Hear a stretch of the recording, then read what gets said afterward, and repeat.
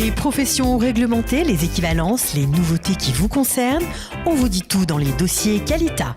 Les dossiers Qualita, pour en savoir plus sur l'ALIA. Salut à tous, bienvenue. Et si vous souhaitez en savoir plus sur l'ALIA, eh bien vous êtes à la bonne adresse, en tout cas on l'espère, grâce à notre invité du jour, le Rav Arik Speaker. Bonjour. Bonjour. Alors il n'a pas de barbe, mais il est pourtant bel et bien Rav. On est ravis de l'accueillir. Alors vous êtes Rav, mais vous êtes aussi bien sûr directeur de la Mechina Olamite. Vous allez tout de suite, c'est une mechina pré-militaire, mais vous allez tout de suite nous expliquer de quoi il s'agit. Et nous vous avons fait venir parce que c'est un nouveau programme.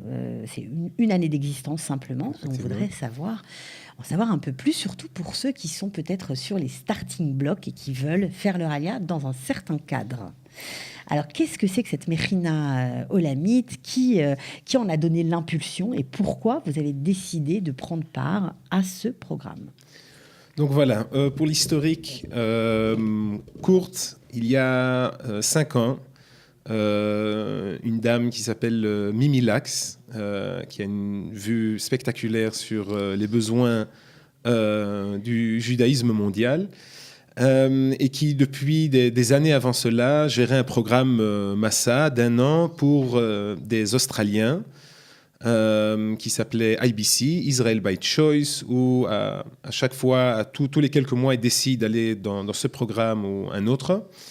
Et elle avait réalisé que le monde des méchinot pré-militaires en Israël, qui était en grand développement et qui continue à se développer tout le temps, et qui a cet aspect de développement de caractère et d'indépendance, est quelque chose qu'il faudrait relier aussi aux jeunes venant de partout dans le monde pour avoir cette expérience de la Mechina. Donc le monde des yeshivot et des midrashot est ouvert aux étrangers aussi qui viennent pour 1 an ou 2 ans, ou qui viennent faire leur vie ici, les universités, les programmes de volontarisme. Ça veut dire qu'elle a constaté que tout ce qui existe en Israël et qui parle à la jeunesse est ouvert, qu'on soit religieux ou pas, enfin bref, on peut faire plein de choses, mais l'armée, c'est un peu plus compliqué. Voilà, et surtout donc le monde des méchinotes avant l'armée. Et alors, elle a... Mechinot, ça veut dire préparation. Pour ceux qui ne parlent pas encore l'hébreu, on traduit. Voilà. La Mechina, au fait, le monde de la Mechina, et ça c'est quelque chose d'assez intéressant, un des cas où les religieux ont avancé les séculaires en Israël. Donc la première Mechina a été ouverte, on en entend beaucoup parler dernièrement, pas tout le temps dans un bon contexte malheureusement, la Mechina de Eli par le Rav Sedan. Oui. Donc on en a d'ouvrir... entendu parler. Exactement. Avec un Rav un peu extrême. Voilà. Donc pas le Rav Sedan, mais d'autres là-bas. Donc le Rav Sedan, lui, il a ouvert la première Mechina qui était pour les jeunes religieux très idéalistes pour qui la yeshiva n'est pas ce qu'ils cherchent et qui veulent vraiment s'avancer dans les sayarot, les commandos en Israël ou devenir officier vraiment avancé. Alors ça veut dire quoi? C'était pour avoir une préparation mentale adaptée aux défis de ces unités combattantes? Exactement. Pour être vraiment préparé à avancer le plus possible, préparé spirituellement, physiquement, intellectuellement. Mais ça, c'était déjà une mechina religieuse. Exactement. Donc les premières mechinotes sont religieuses. D'accord. Puis il y a les mechinotes séculaires qui arrivent, qui donnent un accent. Et puis alors on a vraiment une panoplie de mechinotes qui chacun donne un accent sur des aspects différents, plus militaire physique ou plus indépendance, leadership, on a vraiment de tout. La nature, il y a plein de choses. Exactement. Et donc ça veut dire que les jeunes choisissent de se préparer à l'armée en Israël, on parle des jeunes Israéliens bien sûr, en fonction de leur tendance, de ce qu'ils aiment. Voilà. Il y a une compréhension dans le public israélien et à l'armée aussi, qu'aller immédiatement à l'armée, c'est possible, mais c'est trop dur. C'est trop dur et on arrive beaucoup plus loin quand on passe par la Mechina. Donc quand on regarde les statistiques, on parle de centaines de pourcents. Quand on compare ceux qui ont été à la Mechina, dans une Mechina ou ceux qui vont directement à l'armée, donc en centaines de pourcents, plus dans les unités combattantes, plus qui continuent officiers, qui sont plus motivés, etc. Évidemment, c'est ceux qui arrivent aussi à la Méchinot, mais même quand on compare ceux avec le même profil physique ou intellectuel que l'armée fait avant qu'ils aillent à la Méchina ou à l'armée, les différences sont vraiment spectaculaires. Donc, il y a une compréhension. Ça paraît incroyable, mais en même temps, on peut imaginer que dans ce monde où on vit, l'armée est vraiment aujourd'hui une parenthèse, parce que Israël n'est plus en état d'urgence comme ça a été par le passé. Et donc, il y a peut-être plus. On a peut-être besoin de comprendre vraiment pourquoi on doit y aller pendant 3 ans, parce que c'est long, 3 ans. Et donc, même si les enfants grandissent ici, on a besoin apparemment de se préparer et ça marche. Exactement, il faut réaliser, c'est des statistiques très récentes, 49% des jeunes ayant 18 ans vont à l'armée. Donc 51% n'y vont pas du tout. Donc il y a les Arabes qui sont les Arabes israéliens, qui en grande majorité n'y vont pas, ne sont pas obligés d'y aller. Il y a les ultra-orthodoxes. Ensemble, ça forme environ 30%. Mais il y a encore 21% environ de jeunes qui décident de ne pas aller à l'armée. 51% qui n'y vont pas. C'est énorme. C'est énorme. Et alors, il faut vraiment expliquer exactement comme vous dites, ce n'est plus clair comme cela a été. Plus automatique. Dans le temps en Israël, on pouvait pas avoir un permis de conduire sans avoir fait l'armée, on ne pouvait pas travailler, on ne pouvait rien faire. Ça a complètement changé, évidemment. Il faut des raisons pour y aller. Ça reste quand même important, ça reste un indicateur sur la personnalité du jeune qui cherche du boulot, par exemple. En Israël, c'est toujours dans les mœurs, ça c'est sûr. Alors, cette Mechina Olamite, donc si je vous suis bien, est née de ce constat. Exactement. De ce constat. Grâce à cette femme. Et qui, au fait, ne voulait pas ouvrir un programme séparé pour des étrangers, en anglais, en français, en espagnol, comme des dizaines, des centaines de ce type de programmes qui sont vraiment excellents, très poussés, ont de très bons résultats, les programmes Massa, ce qu'on appelle, par des tas d'organisations, des programmes de volontariat et d'études. Mais elle voulait créer un programme qui soit vraiment mélangé, israélien et jeunes de l'étranger. Et ça, c'est ce qui est assez unique dans ce programme. Donc, il faut bien comprendre que alors bien que vous parlez français, ce n'est pas une Mechina pré-militaire, on va dire une préparation pré-militaire destinée aux francophones. Non, pas du tout. C'est ça qui est intéressant. Oui, il y a des Mechinotes pour francophones que je connais un peu et j'entends vraiment de très très bonnes choses qu'ils font.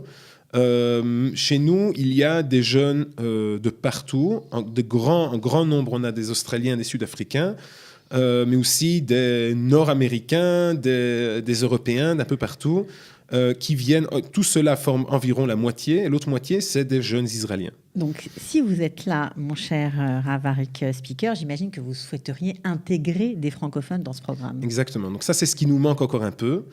Plus, franchement, c'est une chance parce que si vous me dites qu'il y a des Australiens, des Sud-Africains, non seulement ça fait des contacts dans le monde entier, mais en plus, si l'autre moitié du groupe est israélien, ils vont apprendre l'hébreu vitesse grand V. Exactement. À moins que ça parle anglais. Alors voilà, là est le challenge. Donc pour pouvoir donner cette option à avoir un programme qui soit ensemble avec des jeunes de partout, le programme commence, c'est un programme d'une demi-année, avec une possibilité de continuer sur d'autres axes, on va peut-être y revenir. Donc là, 6 mois à la Mechina, extrêmement intensif. Les 3 premiers mois sont en anglais. Donc il faut déjà des jeunes Français qui ne doivent pas du tout avoir un anglais parfait. Les Israéliens, eux, n'ont pas un anglais parfait. Mais qu'ils soient prêts à faire l'effort. Voilà, et qui puissent communiquer. Et peut-être qu'ils veulent justement renforcer leur anglais. Ça, c'est une super occasion de le faire. C'est une très bonne occasion. Beaucoup des Israéliens sont motivés de venir chez nous. Comme on dit, il y a des tas de Mechinot où ils peuvent aller, sont motivés de venir chez nous pour renforcer leur anglais, qui est quand même un outil de grande importance partout où on va, professionnellement, personnellement. Donc il faut des Français, des francophones, qui ont quand même une base d'anglais ou qui veulent travailler encore quelques mois avant le début de la Mechina, à la fin du mois d'août, début du mois de septembre, pour avoir une base d'anglais. Et puis pendant 3 mois, au fait, presque le tout se passe en anglais, avec en parallèle un ulpan pour renforcer l'hébreu. Donc, il est aussi bien d'avoir une base d'hébreu. Et puis, avec l'ulpan, on renforce l'hébreu. Et après 3 mois... Vous passez tout en hébreu. On passe en hébreu. C'est génial. Hébreu. Ouais. Alors, ça, c'est une des grandes spécificités de votre programme. On répète, la Mechina Olamite, la Mechina mondiale, la préparation prémilitaire mondiale, voilà. Mais ce n'est pas la seule spécificité, puisque c'est une Mechina religieuse. Alors, voilà. Qu'est-ce que ça veut dire religieux? Donc, les premières méchinotes de ce type ont été ouvertes par l'Alliance juive. Il y en a 4, 2 près de Jérusalem, Kiryat Anavim, Kiryat Yearim, 2 au nord. Et puis, ils ont commencé à voir donc, Mimi Lax, qui elle-même est religieuse, Bogeret Bnei Akiva ici en Israël, a commencé à réaliser qu'il y a aussi une demande chez les religieux pour ce type de mechina qui soit donc ensemble avec des étrangers, qui soit évidemment pas uniquement techniquement être mélangés, parler l'anglais, mais beaucoup de ce qu'on fait de l'étude de l'esprit de la mechina, c'est ce qu'on appelle la Amiyut Yehudit, en anglais le peoplehood. Je ne sais même pas si ce terme a été traduit en français. C'est comprendre au fait ce qui nous transforme en peuple. Donc l'étude du peuple, est-ce qu'on est une nation? Est-ce que le judaïsme est une religion? Qu'est-ce qui nous rapproche? Les différences entre les communautés, il y a des différences passionnantes de mentalité générale entre les étrangers israéliens et entre les étrangers, toutes les différences qu'il y a, les anglo-saxons, les européens, les francophones, etc. etc.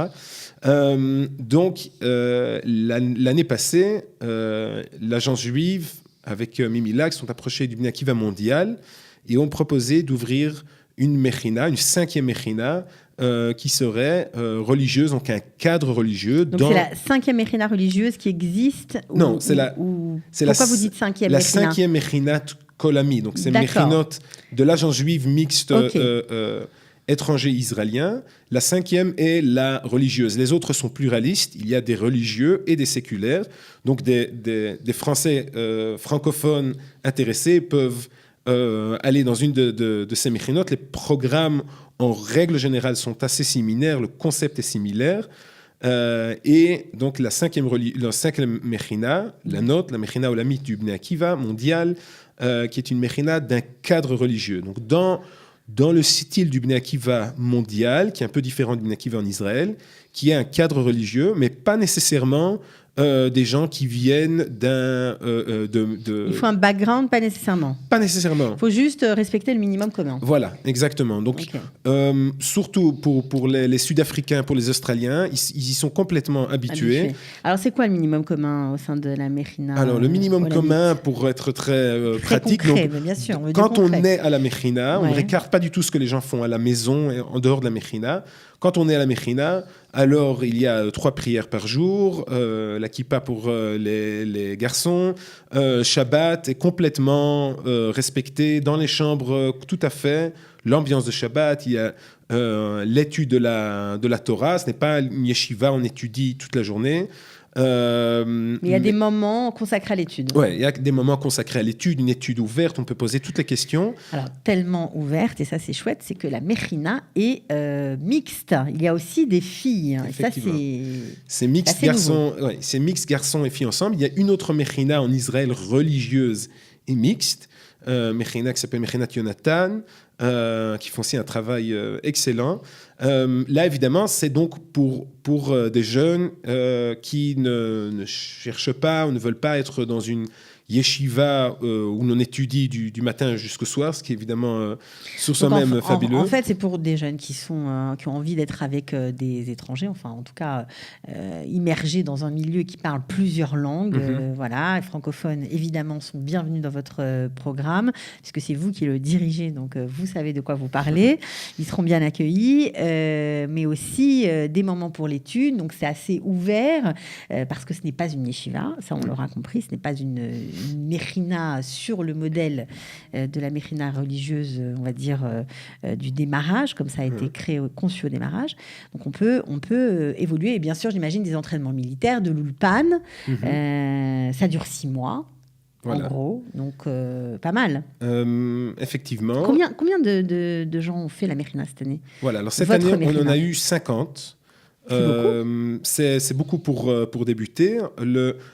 Pour la première année, l'année pilote, on a pris des jeunes d'Australie et d'Afrique du Sud, qui sont tous des Bogrim du Bnei Akiva, qui sont venus pour un an en Israël et qui ont fait leur dernière période, parce que l'année là-bas, évidemment, l'hémisphère sud est à l'envers, donc ils finissent leur année en Israël à la fin du mois de décembre. Donc on était 50 pour la première année, et l'année prochaine, une demande énorme. On va doubler, on va le séparer en 2 groupes. Je vais tout de suite expliquer pourquoi. Donc l'année prochaine, on aura 100, 2 groupes de 50. Les 2 seront l'un à côté de l'autre dans le même campus à Migdal Oz, Gush Etzion, à côté d'Efrat. On ne l'a pas dit. Voilà. Donc, ça se passe là-bas. Et ce qu'il faut comprendre, ce qui est très central dans la Mechina, donc on a dit, il y a l'étude, il y a l'entraînement. Ce qu'il faut dire aussi, c'est que la Mechina n'est pas nécessairement pour ceux qui veulent aller à l'armée. Ça, c'est très important, parce qu'en général, on se dit une préparation militaire, forcément, après, c'est l'armée. Ouais, non, pas nécessairement. Alors, qu'est-ce qu'ils ont fait cette année, ceux qui sont sortis de la Mechina? Alors, les Australiens, les Sud-Africains, dans leur mentalité, ce n'est pas comme les Français, la majorité rentre chez eux. C'est comme le One Year Program. Exactement, les One Year Program, ils viennent pour un an.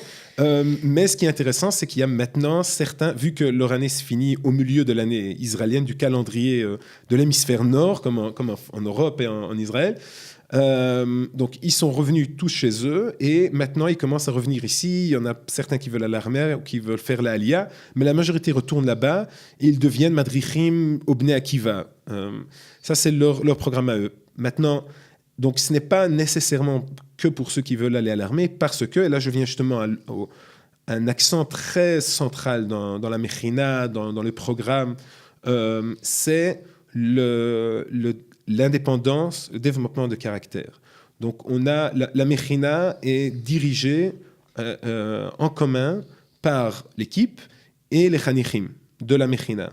Donc, les étudiants de la Mechina sont tous dans des comités. Donc, ils se dirigent eux-mêmes, c'est ça? Ils se dirigent eux-mêmes. On a une assemblée générale une fois par semaine où on discute de tous les thèmes, ils votent. Donc, évidemment, on donne un cadre. J'ai le droit de veto que j'utilise minimal. Mais en grande partie, c'est eux qui font le programme, c'est eux qui dirigent les achats, le budget, etc., depuis le début. Et on a aussi beaucoup de terrain. On a une semaine de navigation, on a une semaine de ce qui s'appelle Edgar Darom, le challenge dans le sud, dans le désert. Et le processus qu'on veut voir, c'est des jeunes qui sont beaucoup plus indépendants, qui connaissent leurs limites, qui sont beaucoup plus loin que ce qu'ils pensent au début. Et qui... Vous en faites des leaders, en fait. Effectivement. Des leaders ou des jeunes qui auront beaucoup plus de capacités plus tard à l'armée, ou ce qu'ils feront en Israël, dans leur vie, ou de retour dans leur communauté.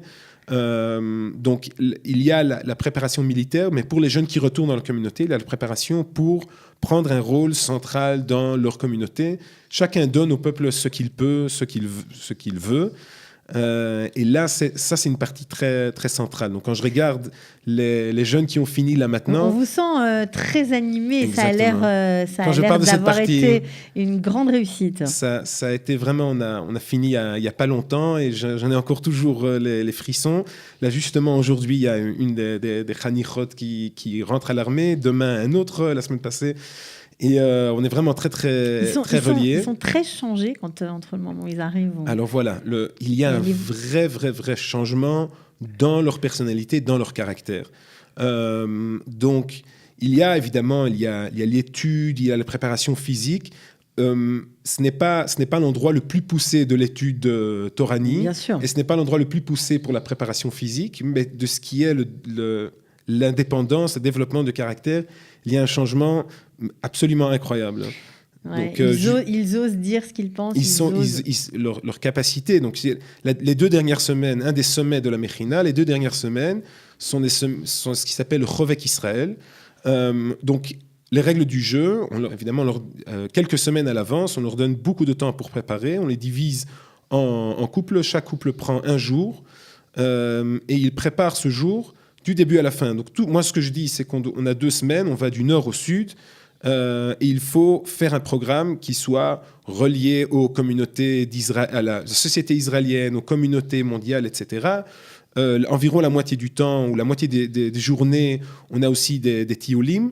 Vous faites le programme, mais de A à Z complètement. La nourriture, le transport, le programme, le budget par jour est de tel et il y a 0 budget pour logement. On dort dans des... Donc vous contactez d'autres méchinotes, non pas tellement dans le Shetar justement, d'autres méchinotes ou des sniffing. Vous faites héberger et ils travaillent des heures là-dessus. Et en fin de compte, je viens ces 2 semaines comme un touriste. On est allé du Hermon jusqu'à Eilat. Vous qui connaissez très bien Israël quand même, faut bien le dire. Tout à fait. Vous arrivez à être surpris? Tout à fait. Il y a toujours des choses à découvrir ici, mais j'étais surtout surpris de découvrir mes Chanichim et ce qu'ils ont fait aussi après une semaine dans le désert où ils avaient tout. Ils étaient complètement seuls, sans l'équipe, avec tout sur le dos, y compris la nourriture. Ils ont vraiment découvert des choses qui sont fabuleuses sur eux-mêmes. Donc, ils ont un vrai changement de caractère.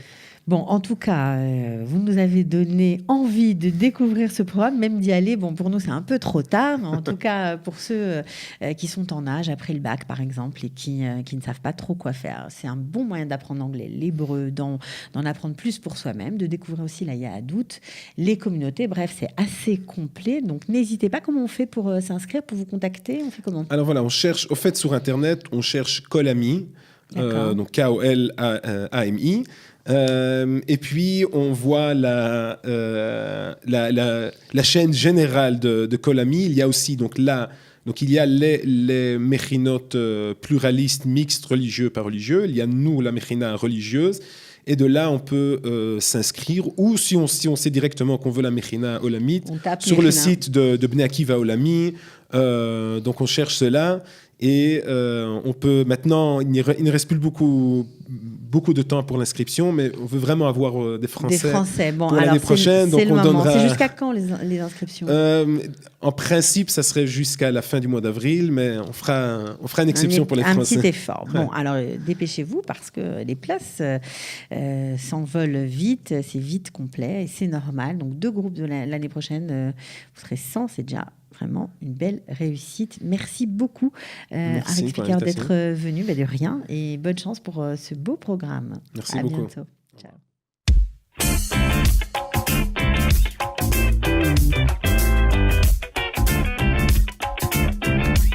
Les professions réglementées, les équivalences, les nouveautés qui vous concernent, on vous dit tout dans les dossiers Qualita. Les dossiers Qualita, pour en savoir plus sur l'ALIA.